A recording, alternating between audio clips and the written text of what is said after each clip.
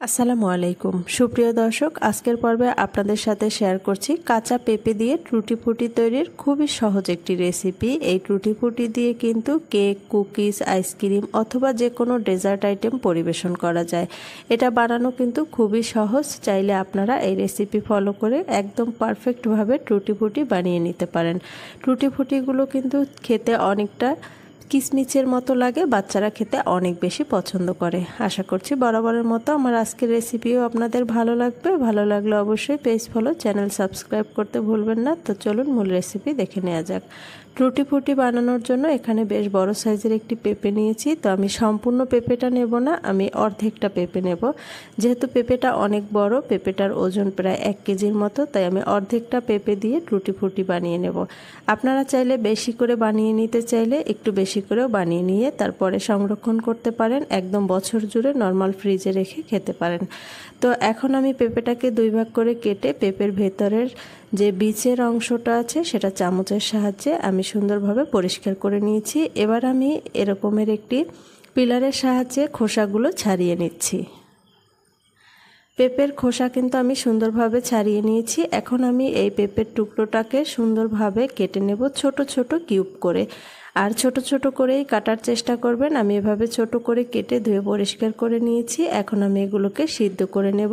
তাই চুলায় প্যান বসিয়ে পর্যাপ্ত পরিমাণ পানি দিয়ে পানিটাকে একদম গরম করে নিয়েছি। আর এই ছোট ছোট টুকরোটা শুকানোর পরেও কিন্তু টুটি ফুটিগুলো শুকানোর পরে কিন্তু আরও ছোট হয়ে যাবে। পানি যখন ফুটে উঠেছে এর মাঝে পেঁপের টুকরোগুলো দিয়ে আমি 5 মিনিট সিদ্ধ করে নিয়েছি। খুব বেশি সিদ্ধ করতে যাবেন না। তো সিদ্ধ করার পরে চুলা থেকে নামিয়ে পানি ঝরিয়ে নিয়েছি। এদিকে চুলায় প্যান বসিয়ে আমি এখানে 1 কাপ পরিমাণ চিনি দিয়েছি আর 1.5 কাপ পরিমাণ পানি দিয়ে পানিটা ফুটে ওঠা পর্যন্ত অপেক্ষা করছি।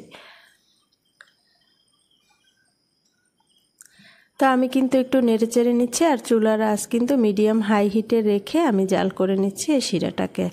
তো শিরাটা ফুটে উঠেছে, এ পর্যায়ে আমি সিদ্ধ করে রাখা পেঁপেগুলো দিয়ে দিচ্ছি, পেঁপের টুকরোগুলো দিয়ে দিচ্ছি। পেঁপের টুকরোগুলো দিয়ে দিয়েছি, এবার একটু নেড়েচেড়ে নিচ্ছি। তো নেড়েচেড়ে নিয়েছি। এখন আমি এর মাঝে দিয়ে দিচ্ছি ফ্লেভারের জন্য সামান্য পরিমাণ ভ্যানিলা এসেন্স। তো ভ্যানিলা এসেন্সটা দেওয়ার পরে আমি আবারও নেড়েচেড়ে জাল করে নেব যতক্ষণ না পর্যন্ত এই শিরাটা কমে যায়, শিরাটা আঠালো হয়ে যায়, ঠিক ততক্ষণ পর্যন্ত আমি এই শিরাগুলোকে জাল করে নেব। তো দেখুন শিরাটা একদম কিন্তু শুকিয়ে গেছে। আর শিরাটা যখন আপনি আঙুলের মাঝে নেয়ার পরে তারপরে একতার দেখা যাবে, ঠিক ওই সময় বুঝতে হবে যে আপনার টুটি ফুটিগুলো হয়ে গেছে, তখন চুলা থেকে নামিয়ে নিলেই হয়ে যাবে। তো আমি দেখিয়ে দিচ্ছি, এরকম যখন শিরাটা 2 আঙুলের মাঝে নেবেন আর এরকম একতার দেখা যাবে, তখন বুঝতে হবে যে পারফেক্টভাবে হয়ে গেছে। এবার আমি টুটি ফুটিগুলোকে চুলা থেকে নামিয়ে নিচ্ছি। এটাকে কিন্তু মোরব্বাও বলা যায়।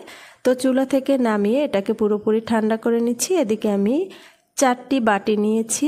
এখন এর মাঝে আমি এই পেঁপের টুকরোগুলো নিয়ে নিচ্ছি। আমি এক একটা বাটিতে 2 চামচ করে পেঁপের টুকরোগুলো নিয়ে নিচ্ছি। তো সবগুলো টুটি ফুটি কিন্তু আমি নিয়ে নিয়েছি, সবগুলো বাটিতে কিন্তু নিয়ে নেওয়া হয়ে গেছে। এখন আমি কালার অ্যাড করব। এখানে আমি ফুড কালার দিয়েছি অরেঞ্জ কালার সামান্য পরিমাণ, এটাতে দিয়ে দিচ্ছি ব্লু কালার, আর এই বাটিটাতে দিয়ে দিচ্ছি আমি রেড ফুড কালার। হাতের কাছে ফুড কালার না থাকলে কিন্তু আপনারা এই সাদা এটাকেও কিন্তু শুধু শুকিয়ে নিলেই হয়ে যাবে মোরব্বা। তো দেখতেই পাচ্ছেন আমি রেড কালারটা সুন্দরভাবে মিশিয়ে নিয়েছি। এবার চামচটাকে ধুয়ে আমি তারপরে অরেঞ্জ কালারটাকে মিশিয়ে নিচ্ছি। আর যদি আপনি চামচটাকে বারবার ধোয়াটা ঝামেলা মনে করেন, সেক্ষেত্রে কিন্তু আপনি 3টা চামচ 3টা বাটিতে ব্যবহার করতে পারেন।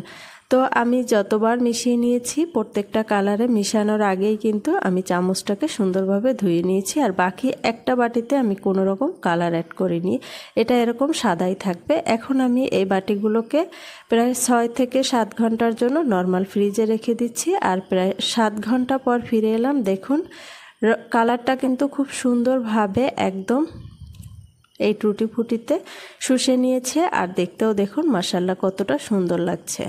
তো সবগুলো কিন্তু একদম পারফেক্টভাবে রেডি হয়ে গেছে আমার টুটি ফুটি। এখন এগুলোকে শুকিয়ে নেওয়ার পালা। তো প্রথমে আমি এই টুটি ফ্রুটিগুলোকে কি করব, আমি টিস্যুর উপরে প্রথমে আমি সুন্দরভাবে ছড়িয়ে দেব। তো আমি প্রথমে যে হোয়াইট কালার মানে যেটা কালার অ্যাড করিনি সেই টুটি ফ্রুটিগুলোকে নিয়ে নিচ্ছি, নিয়ে আমি এভাবে টিস্যুর উপরে ছড়িয়ে দিচ্ছি। আর যতক্ষণ পর্যন্ত উপরে এরকম করে টুটি ফ্রুটিগুলোকে ছড়িয়ে দিলে এর মানে টুটি ফ্রুটিগুলো থেকে এই যে এক্সট্রা যে শিরাটা সেটা শুষে নিয়ে যাবে। তারপরে আমি এটাকে যে কোনো পাত্রে বা যে কোনো ট্রেতে দিয়ে শুকিয়ে নেব। তো দেখতেই পাচ্ছেন সবগুলো কিন্তু আমি এরকমের ছড়িয়ে নিয়েছি।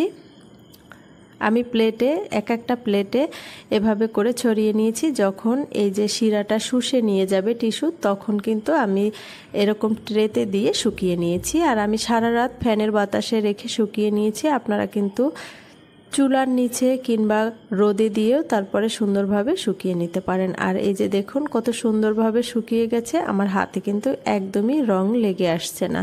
এটা কিন্তু একদম সুন্দরভাবেই কিন্তু শুকিয়ে গেছে। এখন আমি কিন্তু এই সবগুলো টুটি ফ্রুটি একসাথে মিশিয়ে নেব, এতে কিন্তু একটার গায়ের রং আর একটা একদমই লাগবে না। তো দেখতেই পাচ্ছেন আমি কিভাবে মিশিয়ে নিচ্ছি। সুন্দরভাবে কিন্তু আমি হাত দিয়ে মিশিয়ে নিয়েছি আর একদম ঝরঝরা হয়েছে। তো মিশিয়ে নেওয়া হয়ে গেছে। এবার আমি আপনাদের পরিবেশন করে দেখিয়ে দিচ্ছি। আর অবশ্যই কিন্তু এরকমের একটু বেশি করে বানিয়ে তারপরে কাচের জারে ভরে আপনারা নর্মাল ফ্রিজে রেখে পুরো বছর জুড়েই কিন্তু খেতে পারেন। এটা বানানো যেমন সহজ, বাচ্চারা খেতে কিন্তু খুবই পছন্দ করবে। আশা করছি বরাবরের মতো আমার আজকের রেসিপিও আপনাদের ভালো লেগেছে। ভালো লাগলে অবশ্যই কিন্তু লাইক কমেন্ট করতে ভুলবেন না। সবাই ভালো থাকবেন, সুস্থ থাকবেন। আল্লাহ হাফেজ।